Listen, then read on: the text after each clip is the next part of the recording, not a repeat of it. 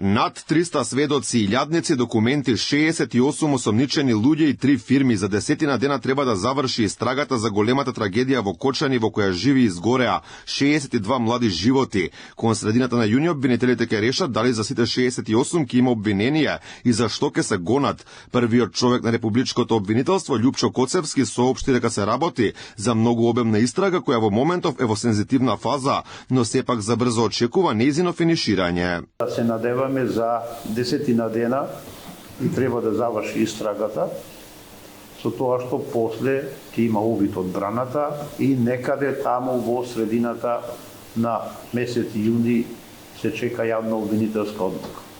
За сега толку можеме со оглед дека и во моментов се распрашуваат и вчера и денески секој ден одредени сведоци, осомничени, се прибираат докази. Обвинителите работат со планираната динамика, секојдневно прибираат докази, испитуваат сведоци и можни осомничени. Коцевски вели дека бројката на луѓе што би се гонеле за случајот сепак може да се зголемува, според тоа како би пристигнувале евентуални нови докази. Може би бројка над 300, со тоа што се надевам дека јавните обвинители ќе завршат постапката онака како што е предвидено по динамика.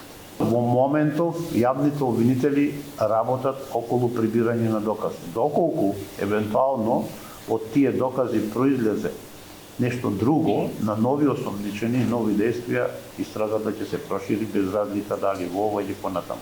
Премиерот Христијан Мицкоски вели дека тој и владата секојдневно се во комуникација со семејствата на засегнатите од оваа трагедија и најави дека ќе продолжат да се гледаат, да разговараат и да им помагаат на повредените. Во исто време повторно го повика обвинителството да ги преиспита сите случаи во минатото, кои како што рече беа заташкани, а меѓу нив се случаите со модуларната болница во Тетово, потоа Ласкарци, Беса Транс. Ние сакаме да ги почитуваме законите и уставот. Ние не сакаме да работиме дивјачки како што некој тоа го правеше во минатото.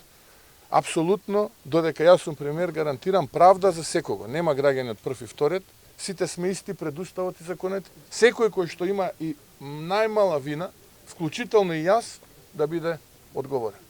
Без разлика од која политичка партија доаѓа. Опозицијската СДСМ пак во собранието повторно со исти потези реши повтор пат да го поднесе предлог законот за поддршка на страданите во несреќата во дискотеката Пулс, но овој пат по редовна постапка. Координаторот на нивната пратеничка група Оливер Спасовски кажа дека сакале да испратат јасна порака дека ова не е политички, туку човечки закон.